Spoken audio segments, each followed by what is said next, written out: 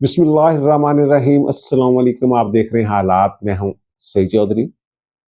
Supreme court के mister justice Mansoor Ali Shah समेत 4 जजों ने chief justice Pakistan mister justice Yahya Afridi, जो जुडिशल कमीशन के सरबराह भी हैं, उनके नाम एक खत लिखा है। खत की नकूल जुडिशल कमीशन के दीगर अरकान को भी भिजवाई गई हैं और उसमें इस्तदा की गई है कि 10 फरवरी को सुप्रीम कोर्ट में नए जजों के तकर्रर के लिए जुडिशल कमीशन का जो इजलास होने वाला है, वो इजलास मौखर कर दिया जाए। क्यों मौखर कर दिया जाए, इसकी वजूहत भी उन्होंने बयान की हैं। फिर 26 महीने तरमीम का जिक्र किया, एक मरतबा फिर तनकीद की है उस पर। और इस्लामाबाद हाई कोर्ट में जो नए जज आए हैं 3 हाई कोर्ट से, दीगर 3 हाई कोर्ट से ट्रांसफर होके, इस हवाले से भी उन्होंने तफजात का इजहार किया। जो उन्होंने कानूनी या आइनी निकात उठाए हैं, इनका हम आइन ही के तनाज़ुर में जायजा लेंगे और देखेंगे जनाब आइन और कानून के मुताबिक कौन चल रहा है और कौन जो है जिसकी आंखों पे जातियात की या जाती मफादात की पट्टी बंदी हुई है और उन्हें आइन जो है, लिखा हुआ आइन, वो नजर नहीं आ रहा, पढ़ने में कोई दुश्वारी हो रही है। और फिर chief justice Pakistan mister justice Yahya Afridi ने जनाब इस जो खत है, जो इन्होंने निकात उठाए हैं, इसका करारा जवाब दे दिया। वो कहते हैं ना जनाब, वो मंजी ठोक जवाब, वो जवाब उन्होंने दे दिए। इसके साथ ही जो जस्टिस बाबर सत्तार साहब हैं, उन्होंने भी जनाब एक खत लिखा है chief justice Islamabad high court Aamir Farooq साहब के नाम। जो उन्होंने सीनियरिटी वगैरह तब्दील नहीं की, नए जज आए हैं, लाहौर हाई कोर्ट से जाने वाले जज जो है सरफराज डोगर साहब, उनको सीनियर तरीन जज बना दिया है। इस हवाले से उन्होंने बात की है अपने खत में। तो उनके खत में भी कुछ ऐसी चीजें हैं जिनका आइन के तनाज़ुर में जो है वो हम जायजा लेंगे और फिर ये भी देखेंगे क्या ये जज साहबान जो हैं, 4 जज खास तौर पे जिन्होंने खत लिखा है, ये कोड ऑफ कंडक्ट की खिलाफ वर्जी के मुर्तकब हो रहे हैं। और ये भी देखना है हमने कि जनाब क्या पार्लियामेंट जो है इनसे जवाब तलबी कर सकती है। जो आइन का आर्टिकल 68 है, क्या उसका इस्तिग़ना इन जजों को हासिल हो सकता है या फिर नहीं हो सकता। यानी इनकी हद तक जो 68 है आइन का आर्टिकल, वो बेमानी है। ये आगे जाके इस पे मैं बात करता हूँ। पहले बाबर सत्तार साहब वाले खत पे बात कर लेते हैं जनाब। उन्होंने खत लिखा है, पहले भी 5 जजों ने, मोहसिन कहनी समेत 5 जजों ने खत लिखा था, अर्जदाश्त पेश की थी उन्होंने आमिर फारूक साहब के नाम और उसकी नकल चीफ जस्टिस पाकिस्तान को भिजवाई थी। तो वो जो कहते हैं जनाब, ये जो जज आए हैं 3 जज, सरफराज डोगर साहब, मोहम्मद आसिफ साहब और खादम हुसैन सुमरो साहब, जो सिंध हाई कोर्ट से आए हैं, कि जनाब इनको जनाब नए सिरे से हल्फ लेना चाहिए था और इनकी जो सीनियरिटी है वो नए हल्फ से वो उसका वो तयन होना चाहिए था। आपने जनाब इनको सीनियर कर दिया है। उसमें कुछ निकात ऐसे हैं जो बाबर सत्तार साहब ने बिठाए हैं। अब जो बाबर सत्तार साहब हैं, उन्होंने ये कहा है जनाब, जो इनका ट्रांसफर का नोटिफिकेशन हुआ है ना 3 जजों का, उसमें कहीं नहीं लिखा हुआ ये आर्जी ट्रांसफर है या मुस्तकिल ट्रांसफर है। और फिर वही बात कि जनाब इनको नए सिरे से हल्फ लेना चाहिए था। इनके आर्टिकल 194 के तहत इन्होंने जनाब अपने अपनी हाई कोर्ट्स का जो हल्फ उठाया हुआ है, उसमें लिखा होता है जनाब लाहौर हाई कोर्ट के जज के तौर पे या एडिशनल जज के तौर पे हल्फ उठा रहा हूँ। तो इस्लामाबाद हाई कोर्ट में आने के लिए इनको नए सिरे से हल्फ उठाना चाहिए। अच्छा, अब वो जो लिख रहे हैं जनाब, उन्होंने एक तो बात ये लिखी, ये लिखा नहीं हुआ जनाब आर्जी है या मुस्तकिल, एक बात। और फिर कहा सीनियरिटी जो है जनाब, आप इनको सीनियर कर नहीं सकते थे वगैरह वगैरह। तो अब जो जज हैं 4 जज सुप्रीम कोर्ट के, जिन्होंने जो खत लिखा है, 4 जज कौन हो सकते हैं यार? वो 4 जज हैं जनाब, मिस्टर जस्टिस सैयद मंसूर अली शाह साहब, मिस्टर जस्टिस मुनीब अख्तर साहब, जस्टिस आयशा मलिक साहबा और अतर मनीला साहब। इनमें से 3 जज जो है ना, वो 26 महीने तरमीम के मुतासरा जज हैं। इसीलिए रौला शौला पाई रख देने, खतो खती हो रहे ने सैयद मंसूर अली साहब, मुनीब अख्तर साहब, बहरहाल। अच्छा, जो ये 4 जज है ना सुप्रीम कोर्ट के, इन्होंने क्या लिखा है? वो कहते हैं जनाब एक हाई कोर्ट से दूसरी हाई कोर्ट में आर्जी तौर पर जजों का तबादला हो सकता है और जब वो आएंगे दूसरी हाई कोर्ट में तो उन्हें हलफ भी लेना होगा। और फिर ये कि एक हाई कोर्ट से दूसरी हाई कोर्ट में जब जजों ने आना हो, जिस हाई कोर्ट में आना हो, तब्दील होके जज ने तबादले के जरिए ट्रांसफर होके, तो फिर उस हाई कोर्ट के जजों की तादाद जो है ना पहले से पूरी होनी चाहिए। ये आर्जी ट्रांसफर होती है, मुस्तकिल ट्रांसफर नहीं होती। यही सवाल जो बाबर सत्तार साहब ने उठाया है जनाब, कि इनके नोटिफिकेशन में ये कहीं नहीं लिखा होगा कि जनाब इनकी जो ट्रांसफर हुई है वो आर्जी है या मुस्तकिल। अब आइन का आर्टिकल 200 है ना, उसके तहत इन जजों का जो है तबादला हुआ है, 3 जजों का। आर्टिकल 200 की जो क्लास 1 है ना, उसमें ये लिखा हुआ है कि एक जज का एक हाई कोर्ट से दूसरी हाई कोर्ट में ट्रांसफर जो है वो हो सकता है। जज की रजामंदी जरूरी है। मुतलका चीफ जस्टिस साहबान, दोनों हाई कोर्ट के जो चीफ जस्टिस साहबान है उनकी रजामंदी है चाहिए, और चीफ जस्टिस पाकिस्तान की रजामंदी चाहिए। उसके बाद तो सर यानी ये जो अदलिया की आज़ादी है उसको कंफर्म किया गया है आइन में। अच्छा, ये है क्लास 1। और इनका जो नोटिफिकेशन है जजों का, वो भी क्लास 1 के जरिए हुआ है। ये नोटिफिकेशन पढ़ लें, उसमें लिखा हुआ है कि 200 आइन के आर्टिकल 200 की जो क्लास 1 है उसके तहत इनका जो ट्रांसफर है वो हुआ है। अब ये कहते हैं जनाब इससे पता नहीं चलता जनाब आर्जी है या दूसरी है। अब जो आर्टिकल 200 है उसका जो आर्टिकल सब आर्टिकल जैली आर्टिकल 3 है ना, यानी 200 आर्टिकल 200 का जैली आर्टिकल 3, वो ये कहता है कि अगर आर्जी तौर पे किसी हाई कोर्ट में जजों की तादाद में इजाफा करना हो तो फिर आर्जी तौर पे जज जो हैं वो एक हाई कोर्ट से दूसरी हाई कोर्ट में ट्रांसफर हो सकते हैं, लेकिन उसके लिए शर्त ये है कि जिस हाई कोर्ट में वो ट्रांसफर होकर जा रहे हैं वहां सीटें जो हैं जजों की वो फिल हो चुकी हों, फिर जा सकते हैं। अब जो क्लास 1 है वो मुस्तकिल ट्रांसफर है, और जो क्लास 3 है वो आर्जी है। और ये जज से मान के कह रहे हैं जनाब ये पता ही नहीं चल रहा जनाब ये मुस्तकिल है या आर्जी है। और बाबर सत्तार साहब जो हैं वो आइन और कानून पे बड़ी गिरफ्त है उनकी, तो वो ये कह रहे हैं जनाब ये इसमें लिखा नहीं हुआ। क्लास 1 का मतलब क्या है? क्लास 1 के तहत सर ट्रांसफर हुई है, 200 आर्टिकल 200 क्लास 1 के तहत ये ट्रांसफर हुई है, और ये मुस्तकिल ट्रांसफर ही समझी जाएगी। एक चीज होगी। दूसरा, सुप्रीम कोर्ट के 4 जजों ने जो खत लिखा है उसमें वो ये कहते हैं जनाब 10 फरवरी वाला जो जुडिशल कमीशन का इजलास है ना सुप्रीम कोर्ट में जजों के तकर्रर के लिए, वो जनाब मौखर कर दिया जाए। वजह उसकी ये है कि जनाब लाहौर हाई कोर्ट से 15वें नंबर का एक जज यानी सरफराज डोगर साहब की बात कर रहे हैं, वो जनाब आ गया है तब्दील होके इस्लामाबाद हाई कोर्ट। और इस्लामाबाद हाई कोर्ट में जनाब उन्हें जनाब सीनियरिटी लिस्ट में दूसरे नंबर पर रख लिया गया है। वो कहते हैं जनाब वो वहां 15वें नंबर पे था, इसलिए वो जो सुप्रीम कोर्ट है वहां आने का अहल नहीं था, तो यहाँ वो दूसरे नंबर पे आ गया। अब 10 तारीख को जब ये वो जुडिशल कमीशन का इजलास हो रहा होगा तो जनाब जो 5 जज कंसिडर करने हैं सीनियर 3 जज तमाम हाई कोर्ट से, तो उसमें तो जनाब इसका नाम भी आ गया है। अब ये सोचने वाली बात है कि आइन में क्या लिखा हुआ है। आइन का आर्टिकल है 177, उसमें जो सुप्रीम कोर्ट में जाने के लिए जज है ना उनके लिए ये 5वें नंबर पे या ये 6वें नंबर पे या दूसरे नंबर पे या तीसरे नंबर पे जो सीनियरिटी वाली बात ही कोई नहीं है। उसमें क्या लिखा हुआ है कि जनाब कोई वकील भी बन सकता है। एक तो ये कि अगर वो हाई कोर्ट का जज है किसी हाई कोर्ट का, तो फिर 5 साल तक उसने बतौर जज हाई कोर्ट काम किया हो। जबकि जो सरफराज डोगर साहब हैं ये तो जनाब जून 2015 से काम कर रहे हैं, इन्हें तो जनाब 9-10 साल हो गए जज के तौर पे काम करते हुए, वैसे ही अहल हो गए हुए हैं। एक बात। दूसरी बात ये वो कह रहे होंगे ना वो जो उन्होंने नोटिफिकेशन जारी की हुई जुडिशल कमीशन इजलास है उसमें जो 5 जज जो सीनियर जज हैं उनको हमने देखना है, उनका जायजा लेना है सुप्रीम कोर्ट में लाने के लिए। तो माजी में क्या होता रहा, जस्टिस फकीर मोहम्मद खोखर 13वें नंबर पे थे लाहौर हाई कोर्ट के जज, और फिर उन्हें सुप्रीम कोर्ट का जज मुकर्रर किया कि उन्हें 5 साल अभी पूरे नहीं हुए थे लाहौर हाई कोर्ट के जज के तौर पे। तो उस वक्त जब रौला चला पड़ा तो हमने बात की उन लोगों से जिन्होंने वो लेके गए थे उनको, तो उनका जनाब नहीं, उसका 15 साल का वकालत का तजर्बा जो है ना उसकी बुनियाद पे भी तो उसका तकर्रर हो सकता है ना। यानी 5 साल हाई कोर्ट का वो जज रहा हो या फिर 15 साल उसकी किसी हाई कोर्ट में प्रैक्टिस हो बतौर वकील। उस हवाले से जजमेंट आ चुके हैं जो मौसर प्रैक्टिस यानी कि कोई चंगी प्रैक्टिस हो एम नहीं कि सिर्फ जनाब लाइसेंस लेकर रखे है, पेश भी होता है अदालत ये, और पाकिस्तान का शहरी हो। और फिर एक उम्र का है कि जनाब 65 साल से ज्यादा उम्र तो नहीं होनी चाहिए बंदे की। 65 साल में तो उसने रिटायर हो जाना होता सुप्रीम कोर्ट के जज के तौर पर। 66 साल की उम्र का बंदा तो सुप्रीम कोर्ट का जज नहीं मुकर्रर हो सकता। अब जो कहते हैं जनाब वो जो अहल नहीं था अब अहल हो गया है, आइन में लिखा हुआ है जनाब वो अहल है। 5 साल से ज्यादा वो जज जो हैं वो हाई कोर्ट के जज के तौर पे उन्होंने काम किया हुआ है।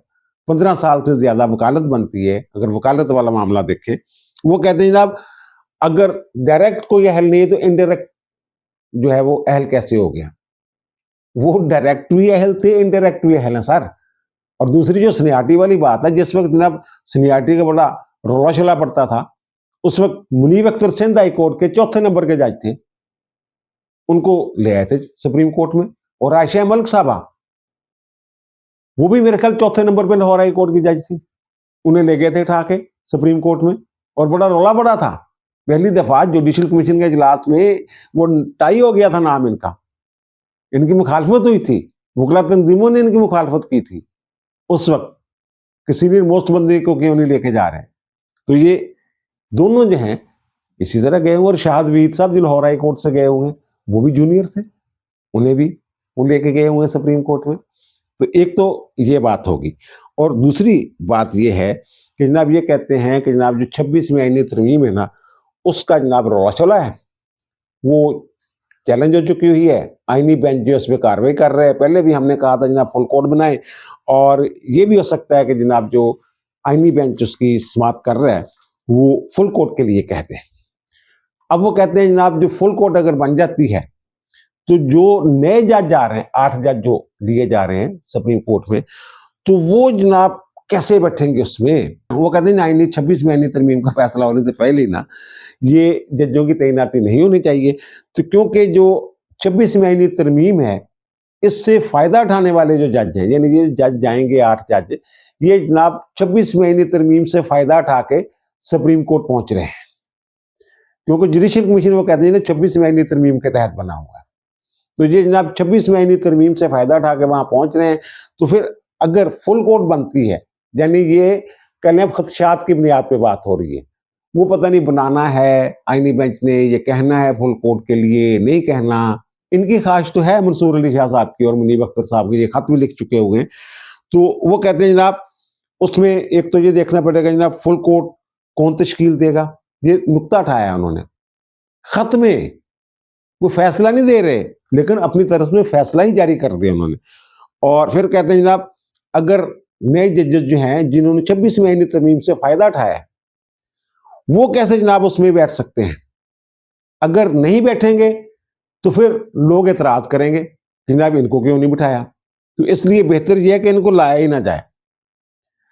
अच्छा, अब ये जो है 26वीं आईनी तरमीम के तहत जो तादाद में इजाफा हुआ है ना, ये सुप्रीम कोर्ट के जजों की तादाद में 17 से 34 की गई है तादाद जो है, ये 26वीं आईनी तरमीम के तहत नहीं की गई। आइन में मुझे बता दें कि तादाद कहाँ लिखी हुई है? आइन में ये लिखा हुआ है कि जनाब जो सुप्रीम कोर्ट के जजों की तादाद है वो एक्ट ऑफ पार्लियामेंट के जरिए, एक कानून के जरिए उसका जो है वो तयन किया जाएगा। और जब तक कानून नहीं बनता, सदर साहब जो हैं वो तयन करेंगे। ये तो कानून के जरिए जनाब जो है उसमें इजाफा किया गया है। फिर वो कह रहे हैं कि जनाब 26वीं आईनी तरमीम के खिलाफ जो दरखास्त है ना, उसकी समाअत जो है वो आईनी बेंच कर रहा है, और वो खुद ही ये फैसला दे रहे हैं कि जनाब उस बेंच पर तो अवामी इत्मीनान पहले से ही मुतज़लज़ल है। मेरा ख्याल है कि अवाम आईनी बेंच पे जो है वो इत्मीनान कर रहे हैं। आप जो खत लिखने वाले हैं, आपको हो सकता है कि उन पे इत्मीनान ना हो। ये भी तो हो सकता है ना कि आप जो हैं, आपने जो मनपसंद तशरीह कर रखी है आइन की, आइन का हुलिया बिगाड़ रखा है, एक से ज्यादा जजमेंट्स मौजूद हैं इसमें, तो हो सकता है लोगों को आप पे एतबार ना हो। ये तो कहने की बात है ना, आपने कहा जब उन पे एतमाद जो है वो मुतज़ल्ज़ल है, तो मैं ये कह रहा हूँ कि हो सकता है आप पे एतमाद जो है वो मुतज़ल्ज़ल हो। जैसे आपने कहा उसी तरह मैं ये कह रहा हूँ, ये दूसरा फ्रीक जो है वो इस तरह की बात कर रहा है। तो फिर ये कह रहे हैं जब वो जज जो नए जज आएंगे वो जनाब 26वीं आईनी तरमीम से फायदा उठा के आए होंगे। अच्छा, सोचने वाली बात यह है कि वो मेरा नहीं ख्याल के फायदा उठाने वाले होंगे, लेकिन आप जो है जरूर मुतासरा है, आपका जाती मुफाद इसमें वाबस्ता है। जो 4 जजों ने खत लिखा है उनमें से 3 का जाती मुफाद इसमें वाबस्ता है। वो कैसे? अगर 26वीं आईनी तरमीम ना आती तो आप अपना जाती केस, ऐसा केस जिसमें आपका मुफाद वाबस्ता हो, उसकी समाअत कैसे कर सकते हैं? आप तो उस बेंच में बैठ ही नहीं सकते। 26वीं आईनी तरमीम के नतीजे में आप चीफ जस्टिस नहीं बने। अब अगर 26 महीने तरमीम ना आती तो आप यानी जस्टिस सईद मंसूर रिशिया साहब जो हैं ये चीफ जस्टिस पाकिस्तान होते, और इन्होंने जनाब नवंबर 2027 तक चीफ जस्टिस रहना था, और इनके बाद जनाब मुनीब अख्तर साहब की ऑटोमेटिक बारी आ जानी थी, और उन्होंने दिसंबर 2028 तक चीफ जस्टिस रहना था। फिर याहिया अफरीदी साहब की बारी आनी थी और उन्हें 2030 तक रहना था, लेकिन अब याहिया अफरीदी साहब जो है वो 3 साल बाद जो है वो अपने ओहदे से रिटायर हो जाएंगे, और फिर उनके बाद आयशा मलिक साहब आ जाए, उनकी बारी आनी थी, जिन्होंने खत लिखा है आयशा मलिक साहबा ने। और फिर अतर मिल्ला साहब ਨੂੰ 26 महीने तरमीम का ना कोई फायदा होया ना कोई नुकसान होया। आयशा मलिक साहबा के बाद जनाब वो जो हैं हमारे लाहौर से गए उशाद वहीद साहब, उन्होंने चीफ जस्टिस बनना था। यानी आयशा मलिक साहबा जो हैं इन्होंने, मैं देख लूं, इन्होंने रहना था जनाब 2 जून 2031 तक, और फिर उसके बाद शाहद वहीद साहब ने 24 दिसंबर 2031 तक चीफ जस्टिस रहना था, यानी चंद महीनों के लिए उन्होंने भी चीफ जस्टिस बनना था। अब ये जो आईनी बेंच है इसके लोगों को तो फायदा ही कोई नहीं है, ना अमीनुद्दीन खान साहब को फायदा है, ना जमाल मंदोखेल साहब को, ना कोई फायदा को ना कोई नुकसान। आप लोगों का तो नुकसान हुआ है ना, उनको तो ना कोई फायदा पहुंचा है 26 महीने से, बोले वो तो कहते हैं हमें तो दोहरा काम करना पड़ गया है, हम रेगुलर बेंचों के तौर पे भी काम करते हैं और आईनी बेंच के तौर पे भी काम करते हैं। आप लोग आप चाय पी रहे होते हैं वक्फे के दौरान और हम काम कर रहे होते हैं। अब ना अमीनुद्दीन खान साहब को फायदा हुआ है, ना नईम अफगान साहब को, नईम अख्तर अफगान साहब को फायदा हुआ है, ना ही जमाल खान मंदोखेल साहब को फायदा हुआ है, ना ही शाद बिलाल हसन साहब को फायदा हुआ है, ना ही मुसर्रत हलाली साहब को फायदा हुआ है, ना ही हसन अजहर रिजवी साहब को फायदा हुआ है। हाँ, आईनी बेंचों में एक जज ऐसे हैं शामिल, मोहम्मद अली मजहर साहब, जिनको 26 महीने तरमीम से फायदा हुआ है, क्योंकि अगर 3 साल टेन्योर ना किया जाता चीफ जस्टिस का तो फिर जो इन्होंने 2030 तक रहना था याहिया अफरीदी साहब ने चीफ जस्टिस, इस दौरान जो है उन्होंने मोहम्मद अली मजहर साहब ने वो रिटायर हो जाना है। अब क्योंकि 3 साल बाद इन्होंने रिटायर हो जाना है, याहिया अफरीदी साहब ने 100 दिन उनको मुकम्मल हो गए, जब ये रिटायर होंगे तो मोहम्मद अली मजहर साहब जो पैनल होगा ना 3 जजों का, जिनमें से एक चीफ जस्टिस बने सीनियर 3 जजों का, उनमें मोहम्मद अली मजहर साहब हैं ये शामिल हो जाएंगे। अब आप लोग तो इस केस की समाअत ही नहीं कर सकते, जाती मफाद वाला मामला है, मोहम्मद अली मजहर साहब भी नहीं कर सकते, याहिया अफरीदी साहब भी नहीं कर सकते, और आप में से 3 जज ये भी नहीं कर सकते। शाहद यानी अतर मिल्ला साहब का तो कोई चक्कर नहीं ना है, ना उनको फायदा ना नुकसान, और शाहद वहीद साहब को अगर आप शामिल करते हैं तो वो भी नहीं कर सकते। फिर पीछे कौन सी सुप्रीम कोर्ट जो है वो इस केस की समाअत करेगी? वही लोग समाअत करेंगे ना जिनको 26 महीने तरमीम से ना कोई जाती फायदा हुआ है ना कोई जाती नुकसान हुआ है, वही फिर फुल कोर्ट बननी चाहिए ना। अगर उन जजों पे, जो नए आने वाले जजों पे आप एतराज करें 26 में तरमीम से फायदा उठा के आ रहे हैं, वो 26 महीने तरमीम से क्या फायदा उठा रहे हैं? जो जजों की तादाद में इजाफा हुआ है तो कानून के तहत इजाफा हुआ है, जो सुप्रीम कोर्ट एक्ट है उसके तहत जजों की तादाद में इजाफा हुआ है। 26 महीने तरमीम का तो उन्होंने फायदा ही नहीं उठाया। बहरहाल ये जनाब इनका केस है। फिर वो ये कह रही है हमने 26 महीने तरमीम का जुडिशियल रिव्यू करना है, यानी जो दरखास्त है उनका फैसला फुल कोर्ट करे। फुल कोर्ट में आप तो बैठ नहीं सकते, आपका जाती मफाद है असली। दूसरी बात यह है कि आपके पास ये जुडिशियल रिव्यू का इख्तियार आया कहां से है? ये 1973 में जो है ये आइन जो है मौजूदा हमारा मुरवजा आइन है जो 1973 में बना था। 1997 तक तो यही जजमेंट थी। 1997 में पहली मरतबा महमूद अचगज़ई केस में ये डिक्लेयर किया था सुप्रीम कोर्ट ने, जनाब एक बुनियादी आईनी ढांचा भी है जिसमें जनाब अदलिया की आज़ादी जो है बड़ी अहम है, तो उसके खिलाफ कोई आईनी तरमीम नहीं हो सकती, अगर होगी तो हम जनाब उसका आईनी जायजा लेंगे। ये खुद साख्ता इख्तियार है जो आप लोगों ने अपने हाथ में रखा हुआ है। इससे पहले क्या था? इससे पहले तो जजमेंट दी थी जो मर्जी तरमीम करे, और फिर जो आइन है वो क्या कहता है? आइन की पासदारी की बात करते हैं ना आप, आइन का आर्टिकल 238 है जो कहता है जनाब 2/3 अक्सरियत से जो पार्लियामेंट है वो आइन में तरमीम कर सकती है। और फिर 239 जो है वो क्या कहता है?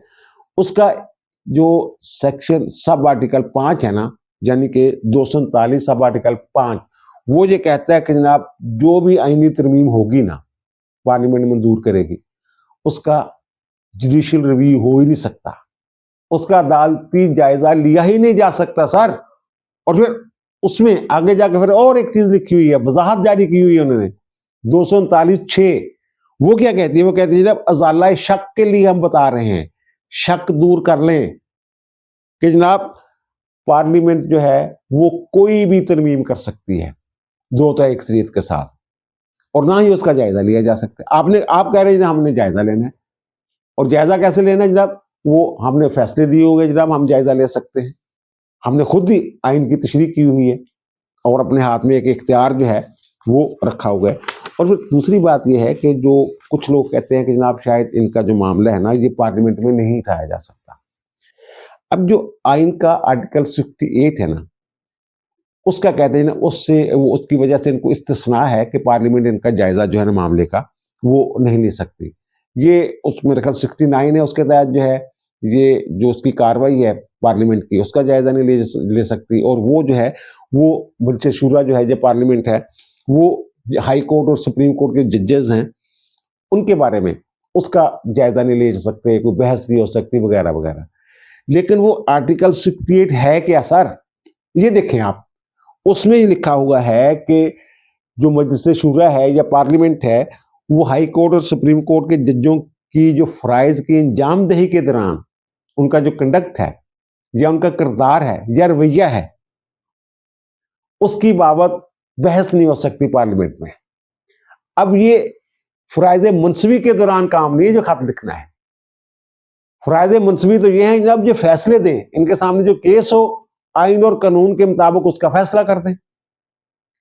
ये इनका जाती फेल है, उससे हटके जो इनके फराइज मुंसबी हैं जिसका इन्होंने हलफ उठाया हुआ है इंसाफ करने का, आइन और कानून की पासदारी का, ये आइन का एक आर्टिकल है जो पार्लियामेंट ने, जिसको इज्तिमाई दानिश कहते हैं पार्लियामेंट की, उन्होंने जो है वो तरमीम जो है वो मंजूर की हुई है।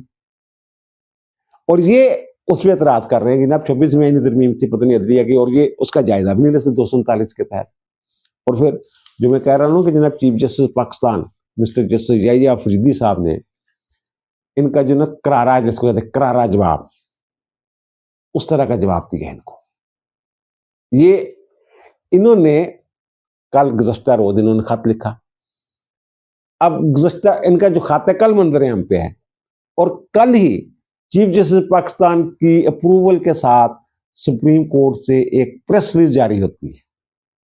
उस प्रेस रिलीज में उनके 100 दिन के जो ज़ाहिर 100 दिन हो गए उनको, तो उन्होंने वो बताया है, उसी में इनके सवालात के जवाब भी हैं, बल्कि करारे किस्म के जवाब हैं। वो एक तो ये कहते हैं 100 दिन में जनाब जो 100 दिन आ गए चीफ जस्टिस को हो गए, तो उन्होंने जनाब 8174 मुकदमात जो है ना ये सुप्रीम कोर्ट ने निपटाए हैं, और नए कितने दायर हुए? 4963, यानी डबल रफ्तार है। माजी में मैंने रिपोर्टिंग की हुई है और मैंने अदाद शुमार देखे हुए, तकरीबन बराबर बराबर होता है कि अगर 8000 मुकदमात निपटाए हैं तो जनाब 8,500 7,500 नए मुकदमात जो है दायर हुए होते हैं। लेकिन इस मरतबा उन्होंने स्पीड जो इतनी तेज रखी है तो ये हो गया। और फिर दूसरा उन्होंने जो मैंने करारा जवाब क्या दिया है, करारा जवाब ये दिया है कि ना 5 हाई कोर्ट्स में हमने मेरिट पे ना 36 एडिशनल जजों का तकर्रर किया है। एक बात होगी। और दूसरा इनको जो एतराज है इस्लामाबाद हाई कोर्ट पे, वो जो मुतलका हिस्सा है ना प्रेस रिलीज का, वो हम आपको दिखा रहे हैं। वो कहते हैं आइन ने जो मैंडेट दिया है उसको बुरे कार लाते हुए हमने शफाफ अंदाज में जो इस्लामाबाद हाई कोर्ट में तमाम सूबों की बराबर नुमाइंदगी के लिए ये इकदाम किए, ट्रांसफर्स किए हैं। यानी वो इसको फेयर भी कहते हैं, और जो कानून में लिखा हुआ है इस्लामाबाद हाई कोर्ट में कि तमाम सूबों की नुमाइंदगी होगी, वो कहते हैं हमने जो सूबों की जो नुमाइंदगी है वो यकीनी बनाई है इस्लामाबाद हाई कोर्ट में। आगे जाके ये कहते हैं जनाब आप ये जो जुडिशल कमीशन का इजलास जो है, ये वाले जो खत लिखने वाले हैं ये मुलतवी कर दें। उन्होंने इसका भी जवाब दिया है। उन्होंने कहा जनाब इसी तरह हम सुप्रीम कोर्ट में जो मेरिट पे सुप्रीम कोर्ट में हर हाई कोर्ट से 5-5 जजों का जायजा ले रहे हैं, उनमें से हमने 8 जज जो हैं वो कंसिडर कर रहे हैं उनको सुप्रीम कोर्ट लाने के लिए और एलिवेशन के लिए। वो कहते हैं जो ट्रांसपेरेंसी है ना जुडिशल सिस्टम में, हम उसको यकीनी बनाना चाहते हैं। अब इससे एक और मतलब भी लिया जा सकता है कि इस वक्त जो जुडिशल सिस्टम है ये ट्रांसपेरेंट नहीं है, शिफाफियत नहीं है, इसमें कोई गदलापन है, और गदलापन किन लोगों की वजह से है? ये भी सबके इल्म में है। बहरहाल उन्होंने जो प्रेस रिलीज जारी की गई है उनकी अप्रूवल के साथ सुप्रीम कोर्ट की तरफ से, उसमें इनके जो सवालात हैं या ये जो इनका मुतालबा है, इसका जवाब जो है ये मौजूद है। और मैं एक मरतबा फिर ये कह रहा हूँ, ये जो तमाशा है ना, ज़्यादा देर चलना नहीं है। और जो ये 68 आर्टिकल का जनाब इस तरह है, ये है, वो मैंने बता दिया जनाब। वो तो फ़राइज़ मुंसवी के दौरान जो है काम किया जाए, उस रवैये का या उस एक्ट का या उस कंडक्ट का जायज़ा नहीं लिया जा सकता पार्लियामेंट में। लेकिन इस तरह के जो खत हैं, खतूत हैं, खतो-खताबत है, उसका जायज़ा सर लिया जा सकता है। और फिर अगर पार्लियामेंट जो है वो कुछ करने पे आ जाए, फिर 26वीं आईनी तरमीम भी मंजूर हो जाती है, 27वीं आईनी तरमीम भी मंजूर हो जाती है। और फिर अगर ज़ातियात के लिए, ज़ाती मुफाद के लिए आइन और कानून को बिलाए ताक रख के जो पार्लियामेंट का मंजूर किया गया आइन है, उसके ऊपर तहफ़्फ़ुज़ात का इज़हार कर रहे हैं जजेस जनाब, जिसके तहफ़्फ़ुज़ का इन्होंने हलफ उठाया होता है, तो फिर कोड ऑफ कंडक्ट जो है जजों का, वो भी बड़ा वाज़ेह है। अब दीजिए मुझे इजाज़त, इंशाअल्लाह दोबारा मुलाकात होगी नए व्लॉग के साथ। अल्लाह ताला आप पर, मुझ पर, हम सब पर मेहरबान रहे। अल्लाह हाफ़िज़।